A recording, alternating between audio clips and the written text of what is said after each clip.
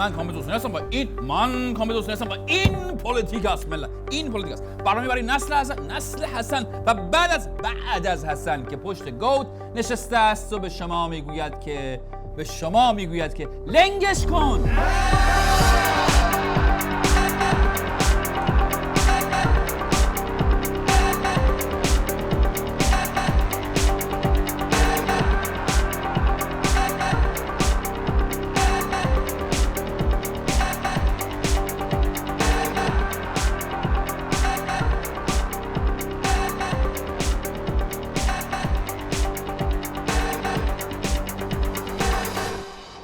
بینندگان عزیز، من یه مژدگانی دارم براتون و یک مژده جدید، اینکه دوره بی‌ادبی ها، برو به جهنم ها، ممر و لولو برده ها، به درک که قبول ندارین ها، 2 کلمه از مادر عروس بشنوید ها، انقدر قطعنامه بدین تا قطعنامه دونتون پاره بشه ها، گذشت دیگه. چرا؟ که الان در حال حاضر ایران یه رئیس جمهور داره خوشتیپ، حالا درسته که عبا داره عمامه داره، ولی ریششو شونه میکنه، لبخند میزنه، حقوقدانه و خلاصه این که این یکی آبروداری میکنه جلوی ما. خیلی معذرت ما آقای حسینی، ببخشید.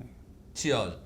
من زنده و پخش زنده و بینندگان عزیز، تهیه کننده برنامه اطلاع دادن که همین الان آقای روحانی به طور زنده دارن حرف میزنند یه جایی در تهران. کجا؟ تهران دارن حرف میزنند و آقای روحانی خب برنامه رو آقا قطع کن. این برنامه هر وقت روحانی حرف میزنه قطع میشه. برنامه حسن روحانی زنده از تهران. یک عده به ظاهر شعار میدن ولی بزدل سیاسی هن. هر وقت میخواد مذاکره بشه یه عده میگن ما داریم میلرزیم. خب به جهنم برید یه جای گرم پیدا کنید برای خودتون. ببخشید چی شد؟ روحانی بود؟ احمدی نژاد بود؟ روحانی بود. هر وقت میخواد مذاکره بشه یه عده میگن ما داریم میلرزیم. خب به جهنم برید یه جای گرم پیدا کنید برای خودتون. این به جهنم این روحانی بود. به جهنم برید جای گرم پیدا کنید، یعنی برید جهنم که گرمه یا اینکه برو به جهنم و درک؟ این میگن چرا با یک خارجی نزدیک شدید؟ الکتریسیته خطرناکی اینا دارن، بهشون نزدیک نشید. یک آقایی میاد میگه هر وقت ما با خارجی ها مذاکره کردیم شکست نصیب ما شد. عجب، این اعتماد به نفس ما. بینندگان عزیز، با پوزش از اشکالی که در پخش زنده حسن به وجود اومد، خب راست میگه دیگه. هی میگه آقا خزانه خالی فساد کشور گرفته، از طرف دیگه هم هر جلسه وین که تشکیل میشه 10 تا اجلاس دلواپسی خط قرمز تشکیل میشه. میگن چرا گفتید صنایع نظامی ما مثل اسباب بازیه؟ میگم مذاکره نکن ما دلواپس. حالا کیا این حرفا روحانی زنده است را پخش کن، کیا این حرفا زدن؟ ترسوها. با من بودی؟ ترسوها. آها، این آقای روحانی میگه ترسوها این حرفا زدن. این ترسوها کیان آقای روحانی؟ ترسوها زنده از حرم، زیرگذر حرم ترسوها رو نشون بده. شما یه قدم بردار عقب، یه بار بگو معذرت میخوام، سرتو خم بکن، یکی میزنه تو سرت، بعد به بقیه میگه دیدین چیکارش کردن؟ حالا بلند بگو غلط کردم. بعد شما کم کم یادتون باشه اگر وابدین باید بری معذرت خواهی کنی که 40 سال 57 انقلاب کرد. بگم ما معذرت میخوام، اشتباه شد که شما رو آمریکایی‌ها رو از ایران بیرون کردیم، عذر میخوام. بعد تازه کافی نیست، میگم باید خسارت بده. وسط مذاکرات یارو میره اونجا میشینه فلان، این آقا حرفا رو میزنه. دست ایشون قطعا شاید عصبانی دیگه. از دست کی عصبانی حسن آقا؟ رسایی زنده از مهمونی خانوادگی میگن که بفرمایید. توی مهمونی خانوادگی بودیم، یکی همین حرفا رو زد. خیلی نه هیچ وقتم هزینه داده، نه هیچ وقتم شهید داده، نه هیچ وقتم آدم بدی هم نیست، ولی باید یه جوابی بدی پشت گوشش قرمز شه که دیگه اینجور حرفا رو نزنه. چی شده؟ این چی؟ خب شما چی گفتی اون وقت؟ گفتم ببخشید فرض میگیریم یه آقای، نگفتم تو، گفتم یه آقای اینجا هست، یه آدم زورگوه لات بی سر و پای، بی غیرت، بی همه چیزی، دست گذاشته رو خواهرش، دست گذاشته رو مادرش، دست گذاشته رو همسرش. این الان کیک زرد مادر و همسر شماست. این بعد شما چیکار کردی؟ بعد چی شده؟ چی میگه این؟ عذرخواهی کردم اولش. بعد اون دست گذاشت عذرخواهی کردی اولش و بعد چی شد؟ خب شما فهمیدین چی شده؟ من نفهمیدم. و قصد تجاوز داره به ناموس این. آقا این آدم برداشته تمام این متافور استعاره برنامه اتمی رو به ناموس ملت فلان کرده. روحانی خب شاید حق داره که عصبانی بشه از دست همچه آدمایی. قضیه به جای باریک رسید. چی شد اصلا؟ بعد چی شد؟ بعدم تو میگی آقا برو گم شو، اگه من اجازه میدم اگه غیرتت میزنه بالا خودتو آماده میکنی آبتو قطع میکنه، فلکه خونه رو میبنده. به نونوایی سر کوچه میگه بهش نون نفروش. قلدر محله است دیگه، میگه نون نفروش. قلدر محله که آبو میبنده کسی که تحریم میکنه. این یارو الان مثال زد برای مذاکرات تحریم. ای بابا جالبه. خب یارو خب حق داره آقای روحانی. آب روغن قاطی کرده، خواهر و مادر و همسر طرفو کشید وسط، پشت کوشاشو قرمز کرد که آخر بگه مذاکرات چی؟ بده. خب دیگه حسن از دست کی عصبانی حسن آقا؟ دیگه از دست کی عصبانیه؟ احمد خاتمی زنده از دانشگاه تهران. در عرصه اظهار نظرهای سیاسی هم وقتی رئیس جمهور امریکا دریوری میگه رئیس جمهور ما محکم بزنه تو دهنش. تصور کنید به سفارش احمد خاتمی در نماز جمعه که سخنانش در سطح وسیع پخش میشه، ملت در رادیو تلویزیون پخش میشه، یه آدمی بالاخره حرف میزنه دیگه اونجا تو دانشگاه تهران. این حرفا اونجا وقتی که ظریف داره مثلا استاتوس فیسبوک آپدیت میکنه، مینویسه سلام دوستان ببخشید مثلا مقاله من در واشنگتن پست امروز فلان، به جای اینا همون موقعی که داره تکس بیاد ازش از روحانی بگه آقا خاتمی اینجوری گفت شطرق بزن با پشت دست تو دهن جانکری، اینم همونجا آیفون رو بذاره و شطرق بزنه در عرصه جهانی ما فقط همینو کم داریم الان. وزیر خارجه‌مون بشه کوچکزاده، نماینده مجلس کوچکزاده، یا اون برادر بسیجی اهران. حالا اینا که الان مهم نیست، اینا خب یه سری مهرن میان. ولی مگه خود آقا بهشون اختیار نداده بود؟ مگه ظریف نگفت اینو بیار بلو؟ مگه اینا وزیر امور خارجه گفت خطوط قرمز را رهبر معظم انقلاب مشخص میکنن و هر آنچه در مذاکرات بخش میشه را جزئیات. اینجا اینو کی نوشته؟ خبرگزاری معظم نوشته شده. این فارس نیوزه، فارس نیوز، خبرگزاری معظم. مگه غیر از اینه؟ آقای خامنه ای شما چی گفتی؟ من گفتم اول سال من خوشبین نیستم. پس چی میگه این ظریف؟ در مسائل خاص مذاکره رو منع نمی کنم. خب مگه از این خاص‌تر هم داریم آقای خامنه ای؟ شما از این خاص‌تر هم مگه داریم؟ مذاکره کنید. ولی همون در سخنرانی اول امسال گفتم من خوشبین نیستم. پس این ظریف چی میگه آقا؟ مگه که شما میکنی همه کارا رو، که شما تعیین میکنی، که اون چی میگه پس؟ من امسال سال 92 روز اول سال در مشهد در جوار مرقد سامن الحجج اعلام کردم، گفتم من حرفی ندارم. خب اگه حرفی نداری دیگه گیرتون چیه؟ چطور مسئولین آمریکا گستاخ، پررو، زیاده طلب، بددهن، بیادب. خود نمیتونی، خودت داری میگی گستاخ پررو بددهنی داری میکنی، بعد اونو میگی بددهن گستاخ پررو بددهنی خودش. این بابا ملت آقا کلا زوج و فرده. شنبه میگه حمایت میکنم، یک شنبه میگه خوشبین نیست. آستین تو میکشم اون سر بادبان میکنم میفرستم ماهواره نشون بده، با دست پس میزنه، با پا داره نخ میده اینجوری، دست راستش به چپش میگه اومده خواستگاری طرف اصلا اومده خواستگاری طرف با ناپلونی و گلایول و فلان اینا بعد اونجا نشستن همه، طرف رفته چای بیاره، بعد میگه جدی نیست، آره فقط میگن داماد چی کارن، میگن داماد نه ما برای قصد ازدواج نداریم، اینا فقط سوشال فرندیم، دوست معمولی، دوست پسرم که نیست، کژوالی پارتنریم. تصمیم نمیتونه بگیره یارو، کلا آقا یه هوا حالش مشوشه. روحانی چی میخواد؟ روحانی چرا عصبانیه؟ روحانی چی میخواد؟ ما میخواییم یک روابط صمیمانه و برد این بحث برد ما تنها در بحث هسته‌ای نیست، در تمام روابط ما.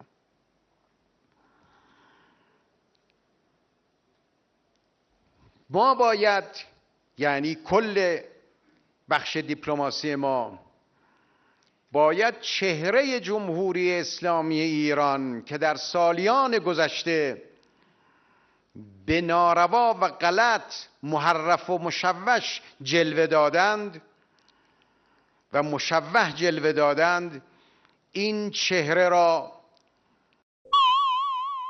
چهره واقعی رو به دنیا معرفی کنند. اصلا خدا نیاره اون روزه که دنیا چهره واقعی ما رو ببینه. خوبه فعلا چهره ظریف ما رو میبینه، وگرنه اگه چهره خشنمون رو ببینه که واویلاست. اون یکی خشن که میگه نباید مذاکره کنیم چون از ما میخوام به خاطر انقلاب پنجاب عذرخواهی کنیم. این یکی میگه مذاکرات مثل اینه که دست بزنن رو خواهر مادر همسر آب تو قطع کنن. باید میشه رهبر که کلا زوج و فرده، رئیس جمهور که بی اعصاب شده، نخست وزیر بنیانگذار انقلاب که تو حصر مظلوم امام حسینه، رئیس جمهور قبلیه که ممنوع بیانه، بعدن که شیرین بیان بود خودش کلا اسمش بیاد دچار تشویش میشه دنیا. نماینده‌ها تو مجلس تصاویر ساپورت میذارن، دارن به وجد میان، معلوم نیست اصلا چیکار دارن میکنن. اون خب یارو حق داره بی اعصاب شه، الکی نیست که میگه برید به جهنم. از آدم اعصاب دیگه آدم میفته تو میکسر قاطی میزنه. دلیل داره که آقای روحانی قاط میزنه، اینم دلیلش. معنای اعتدال این نیست که از کارهای احساس وظیفه‌ای که فرد مؤمن، جریان مؤمن، مجموعه مؤمن انجام میده ما جلوگیری کنیم. آقای روحانی 2 دقیقه بیا اینجا، من باهات کار دارم. آقای خامنه‌ای شما برو خونه. شما آقای روحانی 2 دقیقه بیا. آقای محترم، این آقا ما الان پخش کردیم، این اصلا براش مهم نیست داستان، این فقط این جریانات مؤمن براش مهمه. جریانات مؤمن کیه؟ تو کی به کی میگی مؤمن؟ انصار حزب الله مؤمنن؟ اونا که باتون دستشون میگیرن میرن تو خیابون کتک میزنن دخترای مردم مؤمنن؟ اونا که فلان، این منظورش حفظ اون جریانه. اصلا کاری به کار پیشبرد اهداف شما مبنی بر حل مسئله هستی نداره این یارو. این حرفا میزنه. مؤمناش هم اون حرفایی که پشت سر ما پخش کردیم الان دیگه به صورت زنده، هر کسی باشه ما میفهمیم از این سنگ اندازی های خود مؤمن و جریانش عصبانی میشه. در این که شما حق داری عصبانی شی شک گیری، ولی آقای روحانی آقا مسئله این نیست که این حرفا چقدر عصبانی کننده است. مسئله اینه که انتظار مردم از سردمدار دولت تدبیر و امید این نیست که مثل رئیس جمهور قبلی آقای شیرین بیان هر چی از دهنش در اومد بگه، چون آدم بد دهن در این مملکت چی کم نداریم. چیزی که کم داریم سیاستمدار آدم حسابیه که از زبان دیپلماتیک برای حل مسائلش استفاده کنه. این آقا یاد باشه 8 سال این حرفا رو زد. قیافه موشنبکسی میگیرن به اندازه بزغاله هم از دنیا فهم و شعور ندارن. یادته؟ بیا اینجا ببینم. یادته این کلمات در کابینه و جاهای دیگه کشور بس پیدا کرد، مملکت با ادبیات بزغاله‌ای اداره شد، ملت هر کی برگی میزنه بزغاله، تو خیابون یارو مثلا سلام میگه سلام بزغاله، اوشون اینجوری حرف میزد. شما هم که به جهنم واصل کردی. هر وقت میخواد مذاکره بشه یه عده میگن ما داریم میلرزیم. خب به جهنم برید یه جای گرم پیدا کنید برای خودتون. چیکار کنیم ما؟ چیکار کنین شما؟ آقای روحانی شما چیکار کنی؟ شما مدیریت میکنی، شما بر قوه مجریه ریاست میکنی. وظیفه شما اینه که سیاستمدارانه بدون اینکه دودش تو چشم ملتی که به شما رأی دادن بره، مذاکرات اتمی رو اول سامان بدی و تحریم ها رو برداری که اگر مذاکرات نتیجه نده و تحریم ها برداشته نشه، حالا بیا این بر، اگر مذاکرات نتیجه نده و تحریم ها برداشته نه هیچ چی دیگه، ما اون موقع همه با هم، من شما ایشون اوشون شیرین بیان ممنوع بیان همه چی دیگه، مثلا گلگاف زبون، همه با هم انشالله میریم جهنم دور همی حال می‌کنیم.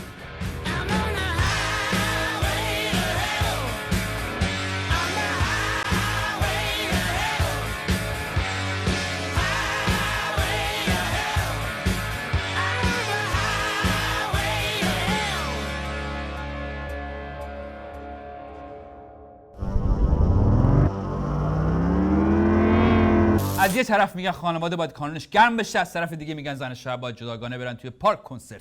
از یه طرف میگن زاد و ولد جمعیت باید افزایش پیدا کنه، از طرف دیگه میگن زن و مرد باید از هم جدا بشه. خب آقا برادر، آیا متفکر، آیا استراتژیست، آیا واسجنزاوا، انسان که تخم ریزی نمیکنه، اصلا نمیشه اینجا بلوب بلوب بلوب تخم بیاد بالا که داستان درست کنه که. انسان جز پستانداران مرد حسابی. انسان باید پستانداره، میزن تولید مثل کنه. مرد و زن باید با هم رابطه داشته باشن، عاشق هم دیگه بشه، بلوب بلوب قلبشون میزنن هم دیگه، بعد آدم بچه. این خیلی چیز عجیبیه بینندگان عزیز، این عجیبه. شنوندگان این عجیبه، غیر قابل فهمه. تا حالا این چیزا شما نمیدونستین بچه رو لک لک از لوله به خالی نمیندازه پایین. بچه تهران، شهرداری تهران اعلام کرده که محیط کار زن و مرد باید جدا باشه، چون اگر مردی با زنی غیر از زن خودش حرف بزنه کانون خانواده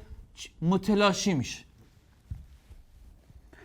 آقای طلایی معاون شورای شهر تهران هم از طرح تفکیک جنسیتی آقای قالیباف حمایت کرده و دلیل آورده. دلیلش چیه؟ گفته وقتی منشی زن باشه، رئیس اتاق کار در حال استراحت باشه، اگه منشی زن بخواد وارد اتاق رئیس بشه براش دشواری به وجود میاد. یعنی فرض بر این گذاشته شده که یکی از فعالیت‌های آقای مدیر اینه که در اتاق کار خودش چیکار میخوابه، استراحت میخوابه. فرض بر این گذاشتن. تعجب میکنه؟ تعجب نمیدونستین که یکی از فعالیت‌های مهم مدیران شهرداری استراحت کردن و خوابیدن تو اتاق کاره؟ شما نمیدونستین اینو؟ این طبیعیه که وقتی مدیر تو اتاق کارش بخوابه، شهرداری هم اعلام میکنه که ما برای رفقای خانم‌ها گفتیم که به جای اینکه در محل کار خسته بشن، برن تو خونه اونجا هم که استراحت میکنن، ظرفا هم بشورن، جارو هم بزنن و کونه هم بشورن. بعد نیست کنه بچه رو دم درم تمیز کنن و این حرفا، برن خونه دیگه، خانم‌ها برن خونه. این یعنی تقسیم کار منصفانه است. این اصلا آقا کارمند شهرداری مرد باید در دفتر کارش استراحت کنه، خانم کارمندم بیکار بشه توی خونه استراحت کنه. البته وزیر کار اعلام کرد که این اقدام شهرداری تهران با کنوانسیون‌های بین‌المللی تعارض داره. خب بالاخره خوب شد یکی یه دو کلمه حرف درست زد، ولی نه، مثل اینکه یک روز بعدش حرفش رو پس گرفت و در عوض آقای کوچکزاده نماینده مجلس در کمال خشم و خشونت اعلام کرد که برای ما ارزش‌های اسلامی مهمتر از کنوانسیون‌های بین‌المللی است. دقیقاً 37 ساله که این آقایان امر به معروف نهی از منکر کنه، جدا ساز تفکیک کنه، مدرسه دختر بچه تو 8 ساله 10 ساله از هم جدا کنه، صف خواهر برادر از هم جدا کنه، اتوبوس خواهران برادران جدا، تو عقب بشی من جلو، مینیبوس برادران از خواهران جدا، مدرسه دختران الزهرا، پلیس زنانه و مردان درست کردن. این آدما کنسرت اختصاصی برای زنان، کنسرت اختصاصی برای مردان. آخرش به چه نتیجه رسیده فکر می‌کنه همین کارا؟ همین که مرکز پژوهش‌های همین مجلس، کدوم مجلس؟ فکر می‌کنه مجلس آمریکا؟ نه. مجلس اسرائیل؟ نه. همین مجلس شورای اسلامی هفته گذشته اعلام کرد که 17% دانش آموزان مدارس رابطه جنسی با جنس موافق دارند. ما در ایران اولا همجنس باز مثل کشور شما نداریم و همون مرکز در همون مجلس اعلام کرد 76% دختران دبیرستانی با جنس مخالف رابطه دارند. اینم 76% نیست، 74%. تکبیر! همون مرکز اعلام کرده که سن روسپیان در تهران از 30 سال به 15 سال رسیده و بیش از نیمی از روسپیان در تهران متأهل هستند. من این آمار رو از شکمم در نیاوردم، در مرکز پژوهش‌های همین مجلس تحقیق کردن، منتشر کردن. حالا برادر قالیباف که در روزهای انتخابات به همه خواهران و برادران لبخند می‌زدی، حالا هی تفکیک کن، هی محل کار زن و مرد رو از هم جدا کن، هی این خانم رو بذار تو این اتاق، اون آقا رو بذار تو اون اتاق، فلان کن، بسار کن. حالا تو نه، گنده تر از تو این 37 سال گذشته همش همین کارا رو کردن، فلان. آخرش هم نتیجه همینی که آقایون اعلام کردن. یعنی چند سال باید بگذره تو مملکت که آدمی مثل تو یا آدم‌هایی مثل تو آقای قالیباف بفهمن که هر کاری میخوان بکنن در این زمینه نتیجهش چی میشه؟ برعکس میشه. چند سال باید بگذره تا شما اینو بفهمی که نتیجه کارت درست نتیجه عکس میده. چند سال.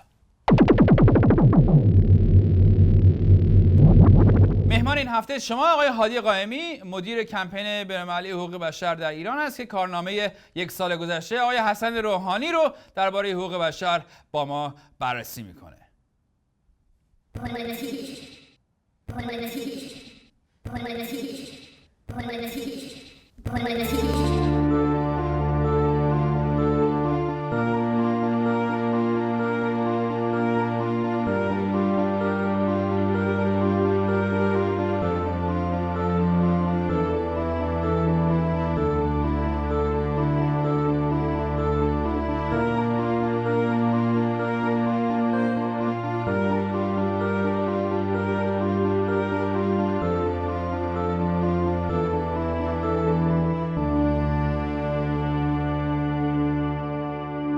یک سال پیش در چنین روزهای آقای روحانی، شاید زودتری که 2 هفته پیش، آقای روحانی عملاً کار خودش رو به عنوان رئیس جمهور ایران آغاز کرد. شما در این یک سال گذشته کارنامه ایشون رو در عمل به بعدهای انتخاباتی، خصوصاً مسائل حقوق بشری و وضعیتش چطور بود، چطور می‌بینید؟ آقای روحانی به طور کلی در سخنانش و لحنش این وعده ها رو تکرار کرده، ولی در موارد خاص که باید ببینیم موضع گیریش چی بوده در قبال اتفاقات و وقایعی که عیناً در کشور اتفاق افتاده سکوت کرده و کلاً وقتی که کل کارنامه حقوق بشری یک ساله گذشته رو در ایران مرور میکنیم میبینیم که نه تنها وضعیت بهتر نشده بلکه حتی در مواردی بدتر هم شده. چه مواردی آیه؟ در زمینه اعدام ها تعداد افزایش پیدا کرده به طور خیلی غیر مترقبه. در زمینه سرکوب مطبوعات و فشار روی روزنامه نگاران مخصوصا در چند ماهه اخیر ما میبینیم که وضعیت بدتر شده. طی همین 2-3 ماه گذشته روزنامه‌نگارانی دستگیر شدن مثل خانم آذرپیک یا ریحانه طباطبایی، 2 تا خبرنگار ایرانی آمریکایی، جیسون رضاییان و خانم یگانه صالحی. شما چرا فکر میکنید که یه دفعه روند دستگیری و فشار بر مطبوعاتی حالا بیشتر شده؟ چیه داستان؟ کلا ما توی 35 سال جمهوری اسلامی هر وقت که دیدیم مردم به پای صندوق انتخابات آمدند و برای بازگشایی فضای سیاسی رأی دادند و خواستشون رو از این نظر به وضوح اعلام کردند، برای مدت کوتاهی تا مثل بعد از انتخاب آقای روحانی تا حدی فضا باز شده مخصوصا برای مطبوعات، ولی بلافاصله اون نهادهای پنهان قدرت که نگران از دست دادن قدرت خودشون هستن سریع این فضا رو بستن و الان چه کسانی آقای رضاییان و همسرش رو دستگیر کردن. حتی قوه قضاییه نمیاد بگه ما مسئولش هستیم. همین آقای رضاییان، روزنامه نگاران دیگر رو قوه قضاییه و دادگاهایی که حکم صادر میکنن یا سبا آذرپیک رو الان کی در اختیار داره و چه جرمی مشخصاً بر علیه اون مطرح شده؟ این کانون‌هایی در ایران هستند که میخوان دولت منتخب رو تضعیف کنن و متاسفانه سکوت آقای روحانی هم به این کمک میکنه. اصلا آقای روحانی چقدر به نظر شما میتونه این کار به عنوان رئیس جمهور ایران و مثلا توانایی که رئیس جمهور داره در ایران، میدونید که یک عالمه ارگان موازی در ایران هست، اصلا چقدر میتونه که جلوی نقض آزادی ها رو بگیره؟ چقدر توانایی داره از لحاظ قانونی؟ میدونید شما که چه کار میتونه بکنه که نمیکنه؟ مثلا یکی اول اشاره کنم که مثلا در دوران آقای خاتمی که چنین اتفاقاتی هم میافتاد، آقای خاتمی حداقل در موردش صحبت میکرد و موضعش روشن بود. در مورد آقای روحانی اصلا می‌بینیم پرهیز میکنه صحبت در این موارد. به هر حال آقای روحانی رئیس جمهور کشوره و مجری و ناظر قانون اساسی، میتونه تذکر بده و موضعش رو روشن کنه و سکوت کامل نداشته باشه. دوم، از اون وزارتخانه‌های زیادی در کابینه هستن که میتونن با اقدامات عملی بخشی از موارد نقض حقوق بشر رو بهبود پیدا بدن. برای مثال وزارت کشور میتونه در مورد صدور مجوز برای سازمان‌های غیر دولتی وضعیت رو روشن کنه. وزارت اطلاعات میتونه در مورد بازداشت‌ها قانونی تر عمل کنه. وزارت کار میتونه به وضعیت کارگران و تقاضاهای صنفی اونها رسیدگی کنه. وزارت دادگستری میتونه لایحه به مجلس ببره و سعی در ترمیم و اصلاح وضعیت موجود کنه، ولی ما هیچ اقدام علنی در این زمینه‌ها از هیچ جای دولت ندیدیم. خب الان مثلا شما این رو به آقای روحانی مطرح بکنید، شاید یه دونه مثلا سناریویی که مطرح بکنه اینه که آقا ما الان وسط مذاکرات هسته‌ای هستیم، الان تمرکز ما برای حل این بحرانه که تحریم کردن ملت و اقتصاد مملکت فلج شده، ما این اولویت ماست، این رو باید انجام بدیم، بعد اگر که توانستیم حالا به سرانجام برسونیم، بعد حالا من برمیگردم دوره برام نگاه میکنم ببینم که چه خبره و در مورد این آیا فکر میکنید این سناریوی در مورد این چه جوابی دارید؟ نه، این تحلیل رو قبول ندارم و فکر نمی‌کنم بشه تفکیک کرد اقدام در مورد مسائل داخلی با سیاست خارجی. این تحلیل که آقای روحانی نمیخواد وارد دعواهای داخلی بشه و میخواد تمرکزش رو روی مسائل هسته‌ای نگه داره، در حقیقت دقیقاً در عمل دیدیم اون چه بخواد چه نخواد رقباش اون رو وارد دعواها خواهند کرد، ولی آقای روحانی زمین بازی رو تعیین نمیکنه، اینجوری میذاره اونها انجام بدن و در حقیقت این شبهه رو به وجود میاره که آیا عزم و ارادش رو داره یا نه، و اگر در زمینه داخلی حمایت مردم رو نگه نداره، در حقیقت در زمینه خارجی هم ضرر خواهد خورد، چرا که مخالفینش بیشتر و بیشتر بر اون فشار خواهند آورد و با نبود حمایت مردمی وضعیت بسیار مشکل تری خواهد داشت. خب آقای قائمی، از دفعه پیش که شما اینجا تشریف آوردین تا الان وضعیت چند وقت پیش بود؟ برنامه 0 شما اینجا بودین. بله. الان این برنامه چندمه؟ 50 چند؟ 53. آره یه مدتی گذشته.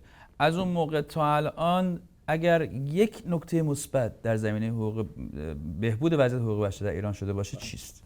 من فکر میکنم در روندهایی که نهادهای حکومتی نقش دارن، قوه قضاییه و همه نهادهای اطلاعاتی و امنیتی و اینها، ما وضعیت بهتر نمیبینیم. هنوز امید من روی فرهنگ مردم هست که هر سال میبینم تا حد بیشتری بر روی حمایت و احترام به حقوق بشر بیشتر توجه میکنن. یک نمونهش ارقامی بود که بیرون اومد که بیش از 350 خانواده که حق قصاص داشتن تصمیم گرفتن این حق قصاص رو انجام ندن. 350 تا، یعنی 350 نفر کمتر اعدام شدن و این تمامش تلاش‌های جامعه مدنی در 10 سال گذشته است. کلا من با وجود این که ارقام اعدام بالا رفته، ولی من جامعه رو میبینم خیلی حساس‌تر شده که این اعدام‌ها نتیجهش چیه و چه چالشی رو حل میکنه و کلا برای حق حیات مردم خیلی بیشتر احترام قائلن. آقا چه حسی دارین که صبح تا شب داری یه کاری میکنی که بعد از 1 سال خورده گذشته وقتی ازش شما سوال میکنم که اینقدر توش پیشرفت انجام شده میگی نه؟ این چه حس خیلی عجیبه. ببینید دوباره کشور چه انگیزه داری صبح از خواب بیدار میشی؟ به انگیزه اولا که دید ما دراز مدت هست و حتی اگر یک حکومتی هم بود که در عمل میگفت من به همه موازین حقوق بشر احترام میگذارم، میدونیم که در عمل هر جامعه‌ای با چالش ها روبرو خواهد بود. ولی دوباره من فرهنگ و هر نسل رو که پا به عرصه فعالیت میگذاره اون منو خوشبین میکنه و من امید میده و انرژی میده که این کار رو ادامه بدم و میدونم که اون جوانترها و حتی کسانی که هنوز پا به عرصه اجتماعی نگذاشتن تحت تاثیر این فعالیت ها ایران بهتری رو خواهند ساخت. برنامه ما در اینجا به پایان میرسه. خیلی ممنونم از اینکه تماشاگر این برنامه بودید. من قبل از اینکه برم هیچ چیز کوتاهی این دفعه نمیگم به غیر از اینکه این آدرس توییتر بنده است و این هم آدرس فیسبوک بنده است. من کامبیز حسینی هستم. شما برنامه پلیتیک رو تماشا کردید.